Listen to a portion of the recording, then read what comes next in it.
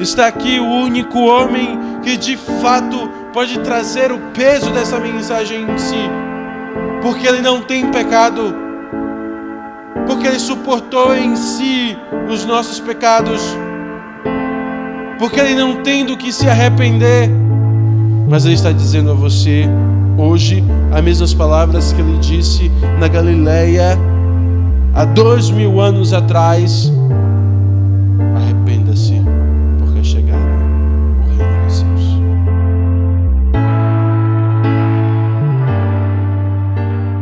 Vou pedir aos irmãos que estejam abrindo suas Bíblias no Evangelho segundo Mateus, Evangelho segundo Mateus, capítulo de número 4, fazendo sequência à leitura e a exposição que está sendo feita aqui durante esse mês. Evangelho segundo Mateus, capítulo 4, versículos 12 a 17. Evangelho segundo Mateus, capítulo número 4, versículos 12 a 17. Assim diz a palavra do Senhor. Ao ouvir que João tinha sido preso, Jesus voltou para a Galileia e, deixando Nazaré, foi morar em Cafarnaum, situada à beira-mar, na região de Zebulon e Naftali. Isso aconteceu para que se cumprisse o que tinha sido dito por meio do profeta Isaías: terra de Zebulon, terra de Naftali, caminho do mar, além do Jordão, Galileia dos gentios. O povo que vivia em trevas viu grande luz, e aos que viviam na região da sombra da morte, resplandeceu-lhes a luz. Daí em diante, Jesus começou a pregar e a dizer: arrependam-se, porque está próximo o reino dos céus. Até aqui a leitura da palavra do Senhor. Vamos orar mais uma vez. Senhor, Deus e Pai, te pedimos para que ilumine nossos corações neste momento, para que possamos entender a Tua santa palavra, para que possamos, Senhor, tê-la nos nossos corações nesse momento. Cuida de cada um de nós, dar-nos sabedoria para lidarmos com a Tua palavra, Pai. Isso te pedimos no nome santo do Teu Filho amado, nosso Senhor e Salvador Jesus Cristo. Amém. Estamos seguindo a sequência do Evangelho de Mateus. O Evangelho do Reino de Deus é o evangelho que mais vezes trata sobre esse assunto, o assunto do reino. E a gente começa lá na genealogia de Cristo, o Cristo que foi prometido, o Messias prometido, o filho de Davi, o filho de Abraão. Então ele passa por algumas outras fases até o que estávamos estudando e vendo na semana passada, que é Cristo como o nosso substituto perfeito. Jesus Cristo, o nosso substituto perfeito. Logo após, então, ele ser tentado no deserto, ele superar as tentações do deserto, alguns momentos depois, a Bíblia não é muito clara sobre o período de tempo em que esse texto em que lemos separa-se do texto da tentação de Cristo. Sabemos apenas de um marcador temporal, de que esse texto começa após a prisão de João Batista. O Evangelho de Mateus não vai se deter na história de João Batista e na prisão de João Batista, como outros evangelhos vão narrar mais especificamente. Nós sabemos apenas que João Batista pregava, o assunto que ele pregava, o tema das suas pregações, e agora vemos que ele está preso e Cristo toma uma decisão a partir da prisão de João Batista, que é voltar, ou melhor, ir a Galileia. Ele vai morar na região de Cafarnaum. À luz desse texto, vamos estudar o ministério de Cristo, o ministério do Cristo que foi enviado à terra. E o primeiro aspecto que esse texto nos dá deste ministério é que Cristo veio para os perdidos. Cristo veio para os perdidos. É muito interessante olharmos para o texto aqui e entendemos que esse texto olha para aquele capítulo que lemos no início, Isaías, capítulo número 9, aquela profecia.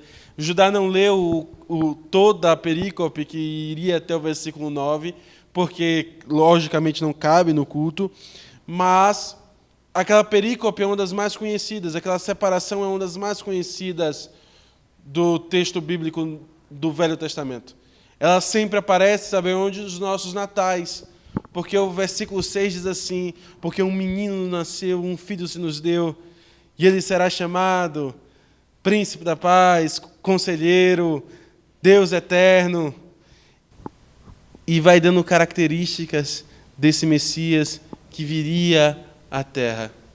Mas antes de falar sobre as características desse Messias, ele diz que esse Messias vem para a terra de Zebulon, vem para a terra de Naftali, vem para a Galileia dos gentios. Entender o contexto disso é importante. A região da Galileia, a região onde Jesus ministrou a maior parte de seu ministério sobre a terra, é a região ao norte de Israel. E ao norte de Israel é onde estão os principais inimigos do reino de Israel ao longo da história. Primeiro o Império Assírio, depois o Império Babilônico. E, logicamente, todas as vezes que o Império de Israel, que o reino de Israel foi conquistado, ele foi conquistado primeiro pelo norte. É por isso que é o chamado de Galileia dos gentios, Galileia daqueles que não são judeus, Galileia daqueles que não são hebreus, porque era uma terra que outrora fora desprezada por Deus. Uma terra onde os hebreus sempre tiveram que conviver com os principais inimigos, com povos distantes da vontade de Deus. O que ocasionou, em certo momento, que este povo ali de cima, este povo desta terra, era um povo que, em relação ao povo do reino de Judá, era um povo certamente corrompido em certos pensamentos. Calvino vai dizer que a quebra do mandamento, a quebra da aliança com o Senhor, é o que ocasionou diversas vezes a destruição dessas terras, a tomada dessas terras, a conquista dessa terra pelos inimigos de Israel. Mas Cristo não veio para os que estavam, ou que acreditavam estar salvos. Ele veio justamente para os perdidos. Cristo começa a redenção de seu povo no lugar mais crítico da perdição dele. Ele começa a redenção do povo de Israel pela Galileia. E o texto deixa claro isso quando diz: a região da sombra da morte agora tinha luz. A luz caminhou por aquele mar. A luz pregou naquele mar. Os principais sermãos, os momentos mais chamativos do ministério de Cristo, os momentos em que nós lembramos mais rapidamente dos ministérios de Cristo, foram feitos ali. Não no melhor lugar do seu país, não onde os doutos, os sábios, os instruídos estavam, mas na Galileia dos gentios. A terra dos pescadores, a terra dos gregos, a terra daqueles que não estavam em conformidade com a vontade de Deus. Quando olhamos para nós, dentro do contexto do ministério de Cristo, podemos dizer que Cristo, quando esteve na terra, ele não pregou a muitos gentios. Ele não pregou a muitos que não fizessem parte dos filhos de Israel. Mas ele ordenou que seus discípulos o fizessem depois da sua ressurreição, depois da sua ascensão. E, de certa forma, quando olhamos para as nossas vidas, nós esquecemos deste princípio natural de Cristo, de que o Evangelho não é para as pessoas boas. O Evangelho não está procurando as pessoas que estão saudáveis. O Evangelho ele não está procurando as pessoas mais bondosas do meio que vivemos. O Evangelho está procurando os piores entre nós. E a igreja hoje esqueceu-se disso de forma que eu não consigo olhar um homem e uma mulher que está em deplorável pecado e ver nele um objeto da graça de Deus, um objeto da misericórdia de Deus, um objeto da minha pregação, da minha vontade de expressar o Evangelho de Cristo e de pregar o Evangelho de Cristo. Na verdade, o que acontece nos meios evangélicos hoje é o extremo oposto da ideia de Cristo. Ao invés de andar onde a sombra e morte estão, andamos por onde a luz está. E cada vez menos pregamos a pessoas que não creem na cruz de Cristo, mas até quando pregamos, buscamos os melhores deste mundo para evangelizar. Não foi essa a prática de Cristo. Não é a prática do mestre que se entrou com prostitutas e publicanos. Não. Na verdade, hoje, isso é o extremo oposto do que a igreja tem feito em sua maioria. Não pregamos a pessoas que julgamos ser indignas do Evangelho. Pessoas que votam em partido A ou partido B. Pessoas que se vestem de X maneira ou de Y maneira. Ou, mais seriamente falando, pessoas, por exemplo, que vivem na prática da homossexualidade ou na prática dos crimes. Ou pior, e às vezes para nós, que aparenta até mais, é muito difícil ver alguém pregando a transexuais, um cristão disposto a fazer isto. Porque, no fundo, somos que nem este povo desta época, não julgamos eles dignos do Evangelho. Mateus está frisando isso. Quando Cristo começa o seu ministério, após a tentação, ele começa pregando no pior lugar aos piores dos homens. Ele não procura Jerusalém, ele não procura as grandes sinagogas, ele não está atrás dos grandes mestres. Na verdade, ao longo de todos os 4 evangelhos, nós vemos Cristo conversar profundamente com um grande mestre, Nicodemos, mas ele está procurando o pior de todos nós. Ele está pregando e ele vai dizer isso: eu não vim para as ovelhas saudáveis, mas para as ovelhas perdidas da casa de Israel. É estranho pensar nisso. É estranho pensar que em nossas vidas nós não temos a mesma prioridade que Cristo teve em seu ministério. Quando olhamos o ministério da Galileia, o ministério do Filho de Deus, nos envergonha saber que temos feito extremamente o contrário do que Cristo fez. E achamos estranho quando pessoas têm feito exatamente o que Cristo fez. Achamos estranho quando pessoas fazem da sua vida entrar em universidades públicas para pregar o Evangelho. Aqueles que julgamos ser as pessoas mais distantes do Evangelho possível. Dizemos que aquele lugar é um lugar que pertence a Satanás, porque as pessoas que ali estão têm corações perdidos dentro das doutrinas deste mundo, têm corações perdidos dentro dos pensamentos mundanos. Mas deixa eu dizer uma coisa: sim, seus corações estão perdidos dentro da doutrina deste mundo. Sim, eles são piores do que nós imaginamos muitas vezes. Sim, estão mais distantes de Cristo do que nós imaginamos muitas vezes.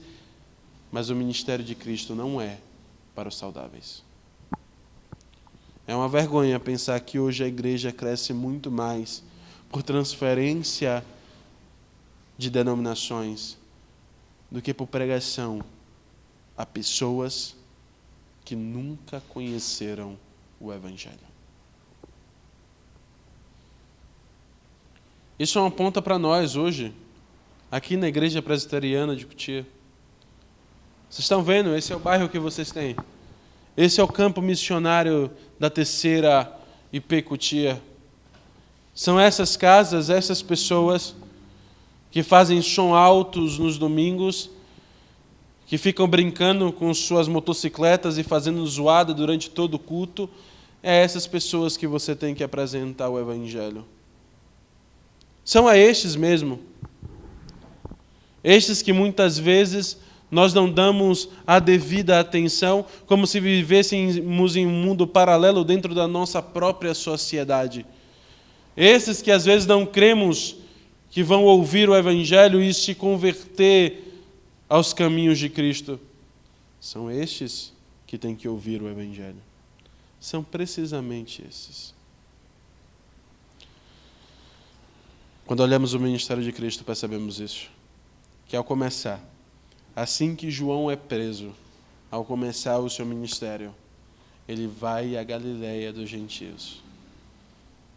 Vai para a região da sombra da morte. Pregar o santo Evangelho da palavra. Não temos só exemplos ruins.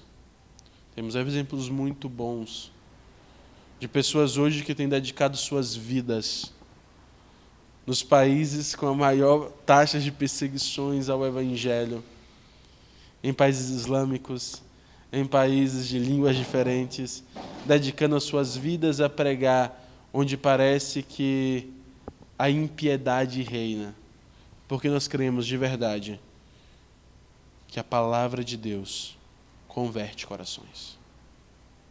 Não a nossa vontade, não a nossa sabedoria, não a qualidade que temos para convencer uns aos outros de que devemos viver de X forma ou de determinada maneira. Não a busca incessante por uma santidade anterior à salvação, não. Mas, acima de tudo, pela pregação da graça de Deus. E essa é a segunda coisa que o texto nos ensina. Cristo está iniciando o seu ministério e Mateus traz a mesma ideia que deu ao início do ministério de João Batista no capítulo de número 3. Veja, o capítulo número 3 do Evangelho de Mateus diz no versículo de número 1: naqueles dias apareceu João Batista pregando no deserto da Judéia, e ele dizia: arrependei-se, porque está próximo o reino dos céus. Na Judéia, próximo a Jerusalém. Agora aqui está Cristo Jesus em Cafarnaum, na Galileia, e diz, daí em diante, Jesus Cristo começou a pregar e a dizer: arrependam-se, porque é chegado, porque está próximo o reino dos céus. A mensagem não mudou. De público a público. Diz o texto bíblico que os homens saíam ao deserto à procura de João, para ser batizados, para se arrepender dos seus pecados, para ouvir as suas pregações. Um público diferente do que o que Cristo está abraçando na Galileia. Mas a pregação do Evangelho é a mesma. Arrependam-se, porque é chegado o reino dos céus. Está aqui a centralidade da nossa pregação. Eu não preciso e não posso crer que antes que a pessoa seja salva, ela vai viver uma vida de santidade plena. Na verdade, eu não posso e não preciso crer que mesmo depois de ser salvo, porque a gente leu a primeira carta de João hoje, a pessoa vai viver a santidade plena. Na verdade, o processo de santificação é exatamente o que ele parece ser, é um processo. Mas aquilo que de fato evidencia a salvação de uma pessoa é o arrependimento de pecados. E essa é a mensagem do Evangelho. A mensagem do Evangelho não é trabalhe para a igreja, a mensagem do Evangelho não é venha limpar o templo, a mensagem do Evangelho não é entregue comida aos pobres, a mensagem do Evangelho não é cuide um dos outros. Antes de tudo, a mensagem do Evangelho arrependam-se, porque é chegado o reino dos céus. Essa é a mensagem do Evangelho. E se eu não me arrependo, eu estou dizendo a mim mesmo, eu estou categorizando em meu coração, eu ainda não ouvi a mensagem profundamente, eu ainda não ouvi o Espírito Santo. Se há em mim qualquer resquício de autojustiça, eu ainda não entendi que a mensagem do Evangelho é arrepender-se, porque é chegado o reino dos céus. Está aqui o único homem que de fato pode trazer o peso dessa mensagem em si, porque ele não tem pecado, porque ele suportou em si os nossos pecados, porque ele não tem do que se arrepender, mas ele está dizendo a você, hoje, as mesmas palavras que ele disse na Galileia, há 2000 anos atrás: arrependa-se, porque é chegado o reino dos céus. A minha vida cristã, a minha vida na igreja, a minha vida fora daqui, a minha pregação, depende que eu entenda que isso é o Evangelho. Por isso eu não preciso ter medo de pregar para as pessoas, por pior que elas sejam, porque o Evangelho não é olhar no olho da pessoa e dizer: Jesus te ama. Não é isso. Isso não é pregação do Evangelho. Isso não é pregação do Evangelho. Não é. E eu não estou dizendo que Jesus não ama as pessoas, não ama, porque em certo aspecto Deus ama toda a sua criação. Não é sobre isso. É que o peso não está no emocionalismo de você ouvir que Deus te ama, mas está na necessidade de todos os homens de se arrepender dos seus pecados. Esse é o peso. Eu não preciso pregar para as pessoas esperando que elas sejam perfeitas ou querendo que elas sejam perfeitas. Pelo contrário, eu tenho que procurar justamente as pessoas que sejam mais fácil e mais auto-evidentes de que elas estão vivendo em pecado, para que elas olhem para si mesmas e digam: eu preciso me arrepender dos meus pecados. Eu preciso me arrepender dos meus pecados. Essa é a mensagem de Cristo. Ele não correu Cafarnaum e Galileia dizendo: eu amo todos vocês. Eu quero a salvação de todos vocês. Eu amo essa terra, eu amo o meu povo, eu amo Israel. E Deus tem me dito que vai perdoar todos vocês. Eu amo vocês. Essa não foi a pregação do próprio Jesus. E não tem que ser a sua. Se te incomoda o coração olhar no olho de um ímpio, pior que ele seja, dizer Jesus te ama, não se preocupe. Se você fizer isso, você não está evangelizando ninguém. Evangelizar é trazer à luz a verdade do Evangelho. Há arrependimento em Cristo Jesus. Há perdão em Cristo Jesus. Há perdão em Cristo Jesus. Arrepender-se, porque é chegado o reino dos céus. Esse foi o ministério de Cristo em toda a palavra. Esse é o ministério da igreja. O ministério da reconciliação. É fazer da minha vida uma luz da reconciliação entre Deus e os homens. É dizer aos homens: há perdão em Cristo Jesus. Olhemos para o ministério da Galileia antes de olharmos para o nosso próprio ministério, para a nossa própria vida cristã. Olhemos para este padrão, como Cristo viveu sobre a terra. Somos seguidores de Cristo? Vamos seguir Ele na integralidade do nosso ser. Na integralidade dos nossos testemunhos, na integralidade do nosso evangelho, da integralidade da nossa pregação. Isso é ser igreja. Isso é ser um cristão.